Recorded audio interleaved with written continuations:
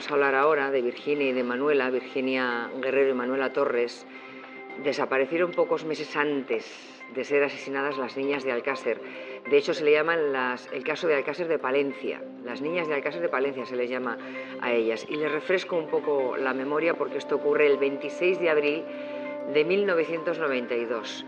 Virginia y Manuela, íntimas amigas de 13 y 14 años, deciden coger un tren para irse desde Aguilar del Campo, en Palencia, hasta Reinosa, que está a 30 kilómetros, a una discoteca.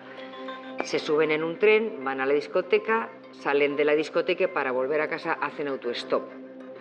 Alguien vio que les paró un coche blanco y hasta hoy, nunca, jamás, nadie supo nada ni de Virginia ni de Manuela. Torres, uno menos. Desaparecieron el 23 de abril de 1992. Tomaron el tren de las 7 de la tarde desde su pueblo, Aguilar de Campo, en Palencia, hacia Reinosa, a 30 kilómetros. Se fueron allí a pasar la tarde de fiesta, con 800 pesetas en sus bolsillos. Alicia, dice, espera, dice, ¿por qué no vienes con nosotras a Reinosa? Y las dije, digo, a Reinosa, digo, ¿y con quién vais? Dice, no, vamos en tren. Y les dije digo, ¿pero la vuelta? Dice, no, la vuelta la hacemos a dedo. Digo, no, yo no voy. A las 9:30 de la noche, varios testigos las ven a la salida de Reinosa haciendo autostop. Entonces se pierde su rastro. Nadie sabe dónde han ido, ni con quién, pero en un principio se piensa que puede tratarse de una simple chiquillada. Virginia, si me estás viendo, vuelve a casa. Que todos estamos esperando, y tus primos, tu familia, todos, tus hermanos. Estamos sin ti muy tristes, todos. No ha habido para nosotros eso. Si me ves, Manuela o Virginia, por favor, volver a casa. No ser secuestradas por algún conductor. Hay quien dice que las vio montar en un SEAT 127 blanco, pero esa pista no lleva a ninguna parte. Yo, para mí, que las han engañado vilmente, descaradamente, las han convencido. Pueden estar en cualquier sitio, retenidas contra su voluntad, en cualquier sitio. Han pasado 21 años y no hay ni rastro de ellas y ni un solo indicio de si Virginia y Manuela están vivas o muertas. Nadie nos ha demostrado que están muertas, nadie nos ha dicho nada, nadie. Entonces, pero no puedes cerrar la puerta a nada, pero tienes que irte al lado bueno. Sus familias aún mantienen viva la esperanza de que vuelvan a casa cualquier día. Eso es con lo que sueñan cada noche y lo que les da fuerzas para seguir luchando. Pues está con nosotros Salvador Ortega y Ignacio Gordillo. Buenos días. Buenos días, Mariló. Buenos días. Fíjate, estábamos hablando de las niñas de Alcácer hoy en la mesa de actualidad y estas dos niñas de las que... Una gran fuerza, y lo estaba hablando con Trini, que es la madre de Virginia, hace... Porque usted espera volver a ver a su hermana. ¿Está convencido de que está viva? No estoy convencido de nada. Sí. Yo la esperanza, como la digo, está ahí. No tenemos nada, es que no tenemos nada, ni bueno, malo, que cada uno tenga sus propios pensamientos, es inevitable. Pero desde luego, dices, si te atienes a las estadísticas, dices, si algo, lo peor hubiera sucedido, en la mayoría de los casos ya hubieran aparecido. Solo espero que estén vivas y que algún día podamos volver a verlas. ¿Y si Virginia cruza la puerta de su casa un día, Emilio, usted qué haría? Abrazarla. Karima, ¿y usted? Pues yo digo lo mismo, abrazarla, pero es... Las dos identifican a un joven moreno bien vestido, o sea, no llama la atención, nada. O sea, te puede llamar la atención en aquella época pues, un tío con una melena larga, no, bien vestido, de uno entre 20 y 25 años, lo que describen las dos, y además hay un testigo que da una determinada matrícula del vehículo, sin llegar a completarla, cuidado. Además yo sé que a esa mujer siempre le ha pesado el no coger la matrícula exacta del vehículo, pero unas características. Hombre, Eso se investigó a conciencia por la Guardia Civil, no dio ningún tipo de resultado. Y ese es el último flash, digamos, que se tiene por parte de un testigo de las dos pequeñas.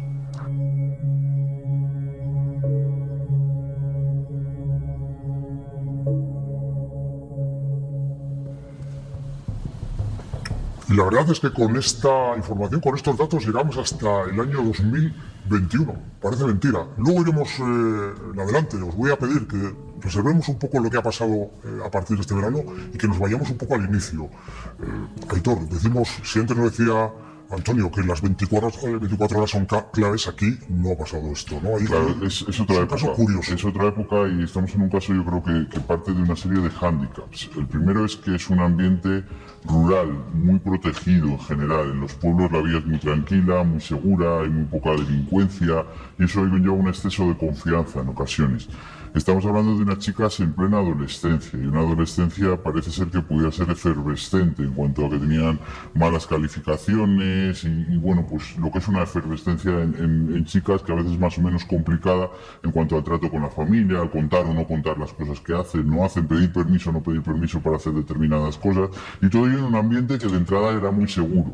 ¿No? Insisto, zona rural de Castilla y León, en general no hay hechos delictivos, no hay delincuencia de ningún tipo. Recordemos además, perdona que apostille, que hoy nos sorprende hacer autostop, pero en aquella época era relativamente común. Era normal y la gente en los pueblos no cerraba las puertas de las casas, estaban todas las puertas abiertas y cualquier vecino podía entrar en casa de otro porque no había ningún tipo de delincuencia. Eso que lleva a que en el primer momento cuando desaparecen se plantea la posibilidad de una desaparición voluntaria, incluso que hubieran empalmado la fiesta, a seguir, que se hubieran ido a continuar la fiesta y eso hace que por entonces no había la sensibilidad de esas primeras 24 horas, sino todo lo contrario, espera 24 horas, espera 48 y ya investigaremos si siguen sin aparecer, lo que ha cambiado totalmente al día actual. No teníamos la tecnología que tenemos ahora, móviles, repetidores, handicaps de entrada en la investigación de este caso en el momento en el que ocurren los hechos. Carmen, Ramón, vosotros habéis leído el sumario decenas de veces. ¿Qué se ha podido perder con ese impasse de tiempo, con esas horas, esos días, hasta que comenzó la investigación? Se ha perdido todo, Miguel. Se ha perdido el tratar de investigar desde el minuto cero. De hecho, las familias tenían claro que la desaparición de Manuel de Virginia no era voluntaria. Así lo hicieron saber a las autoridades y, efectivamente, cuando desaparecen son las 9 de la noche y tal es la insistencia de la madre de Manuela, de la madre de Virginia, que al día siguiente, a las 6 de la tarde, ya han puesto la denuncia. No han pasado ni 24 horas. Entonces, hemos perdido 18 horas importantes para ver las pistas que se tenían, para ver qué coche era el que las testigos decían que habían visto subir a Manuela de Virginia, empezar a preguntar y a partir de ahí empezar a hilar la madeja. Tú eres muy vehemente, Carmen, con el tema del coche del 127, incluso con una matrícula parcial. A pesar de que era el año 92, que evidentemente la tecnología no estaba como la podemos tener hoy, pero no parece que fuera excesivamente complicado ni excesivamente complejo localizar una lista de coches, de propietarios de vehículos, pregunto, no lo sé, que más o menos concordara con los datos que daban los testigos. No sé si era muy complicado. Complicado no era. En este país se han hecho muy buenas investigaciones por parte de las fuerzas y cuerpos de seguridad del Estado, y se ha trabajado sin la tecnología que hoy tenemos hoy en día. Evidentemente la dirección, en este caso provincial, tanto la de Palencia como la de Santander, si se hubiera hecho una consulta, se hubiera hecho un esfuerzo para saber qué coches estaban matriculados en aquellas dos zonas. Eso nos consta que no se hizo en su momento. Yo creo que es verdad que lo que ha dicho el doctor Curiel es así. Ha cambiado mucho. Estamos hablando de una zona rural que ha cambiado mucho. Y de hecho, si somos con el tema del autostop, aquí querría recordar que aquí se acabó con el autostop por parte de la gente joven con el caso Alcácer, porque era habitual que los chicos y los jóvenes se trasladaran. Es coetáneo con este, además. Es coetáneo, les separan meses. Evidentemente uno tuvo una repercusión mediática que pues no la tuvo, pero yo creo que se podía haber hecho ese esfuerzo en localizar esas matrículas. De hecho, es una diligencia que nosotros hemos solicitado en el juzgado. ¿Por qué no se hizo en su momento? El solicitar qué coches con esa matrícula, que había una serie de datos que está testigo, que como lo he recordado, le dolió enormemente no haber cogido la matrícula completa. Teníamos algo por donde empezar.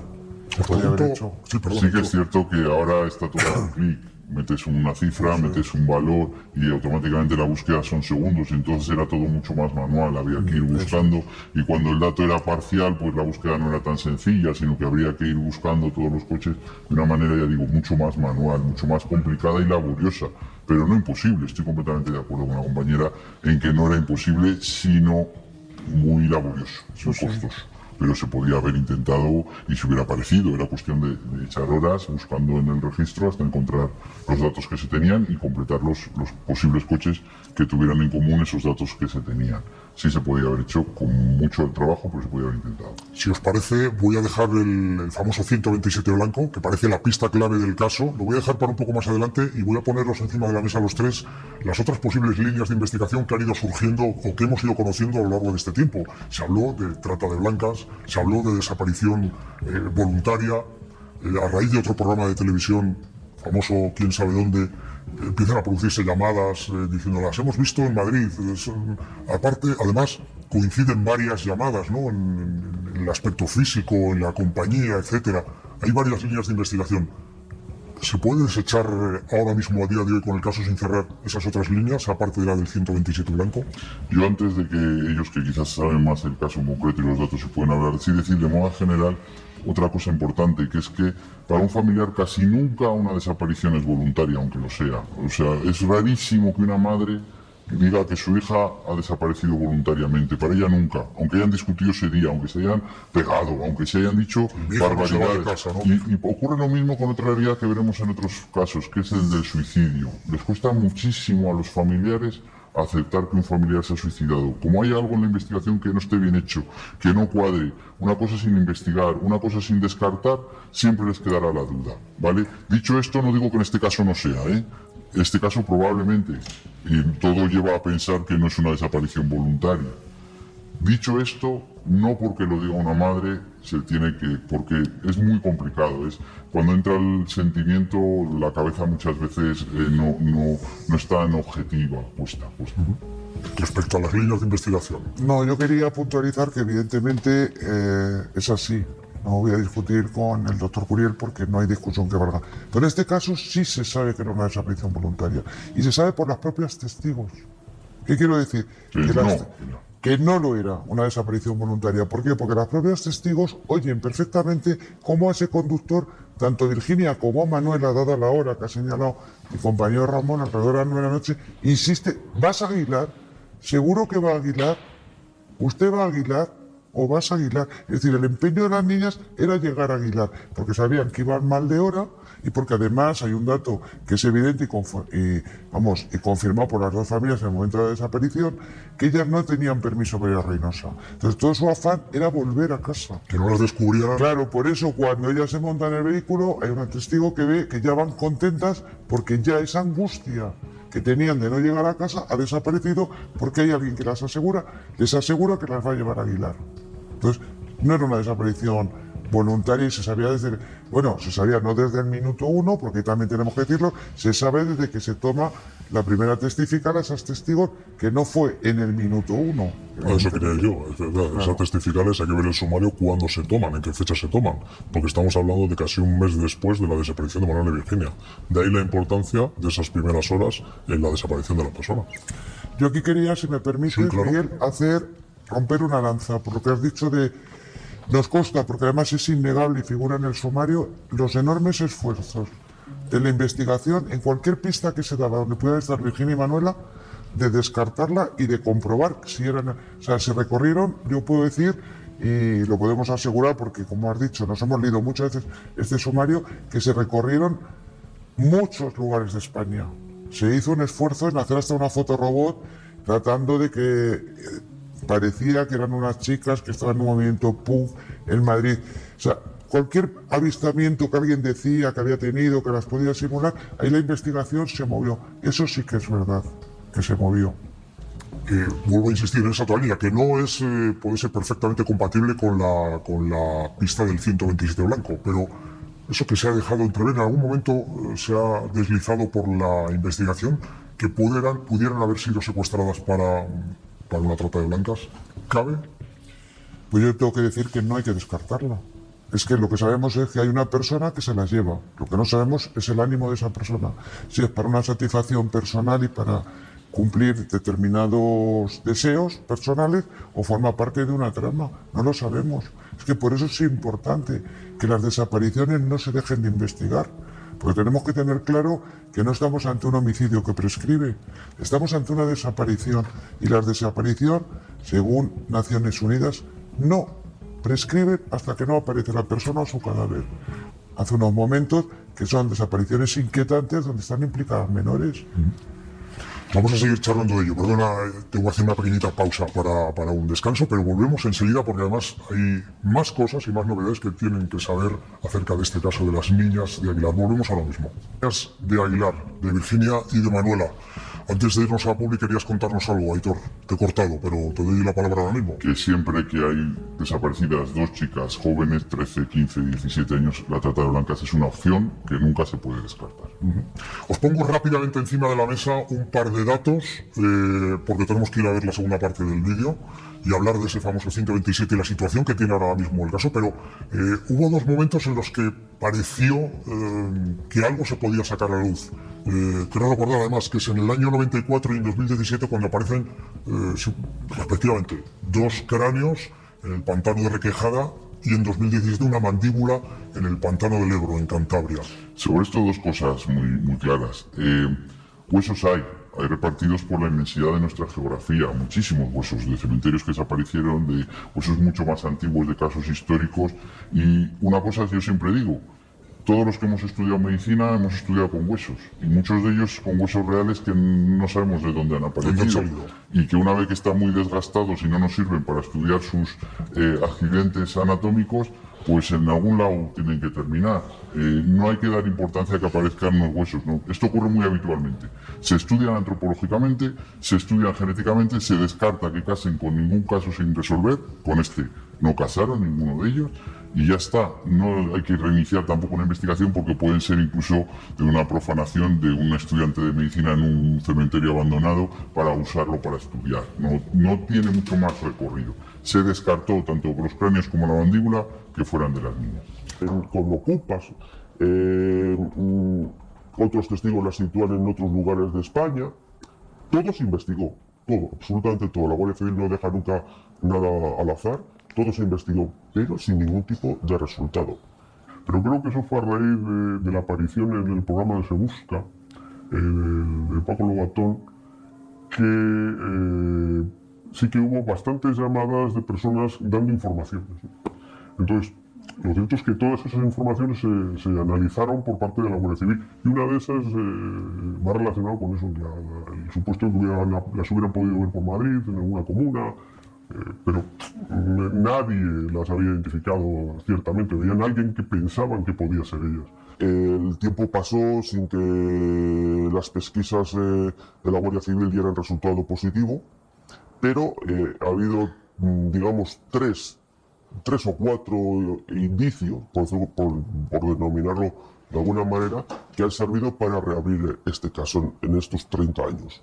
En un principio, unos restos humanos aparecidos en el embalse de Polentinos, llegaron las analíticas forenses del momento y descartaron de que eran de ellas. Hubo otro momento posterior, 5 o 6 años después de la desaparición, que otros restos humanos también aparecidos en la zona. Planteamos nosotros en la zona y en el norte de Palencia, lindando con Cantabria, que hay muchas torcas que se llaman allí, muchos pozos, donde los ganaderos tiraban en aquellos tiempos, que no había, tiraban los animales, y se planteó la posibilidad de que pudieran estar allí las niñas, ¿no? Los cadáveres, en su caso, si hubieran sido asesinadas, los cadáveres de ellas. Y en un primer momento se realizó por la Guardia Civil un primer operativo en el que bajaron a determinados de estas torcas, de estos pozos, pero había unos que eran de muy difícil acceso y no tenían medios. Y sí que sucedió una de las cuestiones que nosotros siempre nos planteamos, que ahí a lo mejor sí que se había perdido una oportunidad de saber qué había pasado, pues por parte de las autoridades se decidió, por el peligro que suponían estos pozos, estas torcas, se decidió cegarlas. Y cuando ya teníamos los medios para que la Guardia Civil iba a realizar una exploración más concienzuda de todos estos pozos, pues resulta que se habían cegado y ya no se podían examinar. Siempre se nos quedó, por lo menos a mí se me quedó la grave duda de que pudieran estar allí las niñas y que eso no lo sabremos nunca ya, porque están bajo toneladas de tierra. Y ya la última cuestión de que el caso se ha vuelto a reabrir ha sido, recientemente, este mismo verano, por unas declaraciones de una posible de una persona que afirma que un año antes de la desaparición de las pequeñas había sufrido con una amiga algo parecido, también por un conductor que con características similares al famoso 127 blanco.